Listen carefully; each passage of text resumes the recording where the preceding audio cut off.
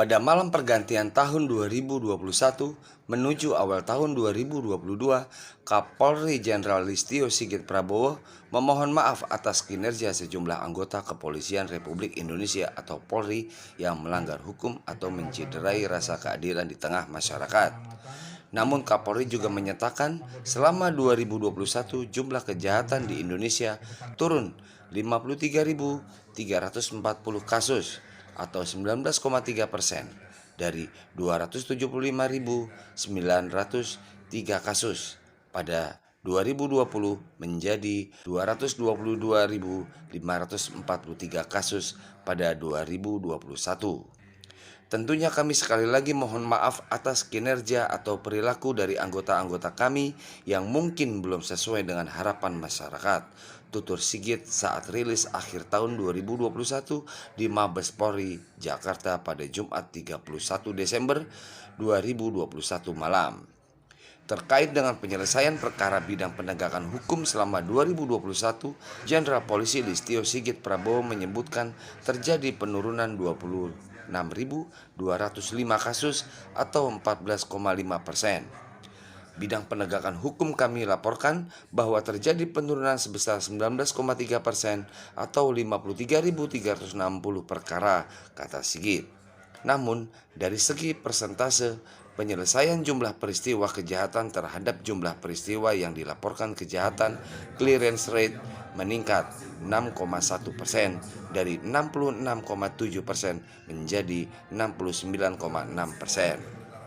Dikatakannya lagi bahwa kejahatan paling dominan sepanjang 2021 adalah kejahatan konvensional sebanyak 174.043 perkara atau 79% dari sejumlah kejahatan. Angka tersebut menurun jika dibandingkan dengan data yang sama pada tahun 2020 sebanyak 199.725 perkara. Diikuti kejahatan transnasional yang bersifat ekstraordinari, polisi berhasil melakukan penyelesaian perkara sebesar 2.601 kasus dengan clearance 52%. Kapolri menyampaikan beberapa kasus menonjol antara lain money laundry, peredaran obat tanpa izin edar. Kepolisian telah mengamankan 531 miliar rupiah. Mantan Kepala Bareskrim Polri ini memiliki program kerja transformasi bidang pengawasan.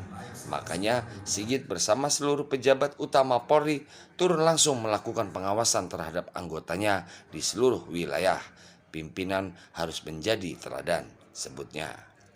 Berdasarkan data kepolisian, Sigit katakan pelanggaran yang dilakukan anggota polisi tahun 2021 ini lebih menurun jika dibandingkan tahun 2020, baik pelanggaran disiplin, kode etik maupun pidana.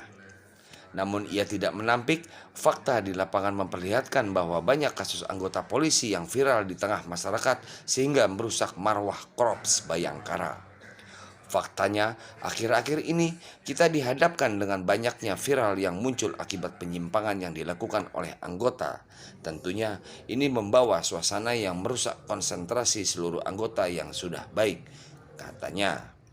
Oleh karena itu, Sigit menegaskan Polri komitmen untuk memberi penindakan secara tegas bagi anggota polisi yang melanggar aturan. Tujuannya untuk menjaga marwah dan citra kepolisian. Terhadap pelanggaran-pelanggaran seperti ini, khususnya asusila, narkoba, melakukan kejahatan yang mengakibatkan korban jiwa, apalagi hal tersebut tidak lagi dilakukan oleh polisi sebagai penegak hukum, maka rekomendasinya saya pastikan untuk dipecat atau pemberhentian tidak dengan hormat atau PTDH, tegas Sigit. Namun sebaliknya, Sigit berjanji akan memberikan reward atau hadiah bagi anggota kepolisian yang bertugas dengan baik. Makanya ia memastikan Polri akan mendengar setiap masukan atau kritik dari pihak-pihak lain agar menjadi lebih baik lagi. Kami berkomitmen untuk membawa institusi ini menjadi institusi yang modern, institusi yang terbuka, institusi yang mau keluar dari zona nyaman, institusi yang harus terus memperbaiki setiap saat sehingga betul-betul memenuhi harapan masyarakat.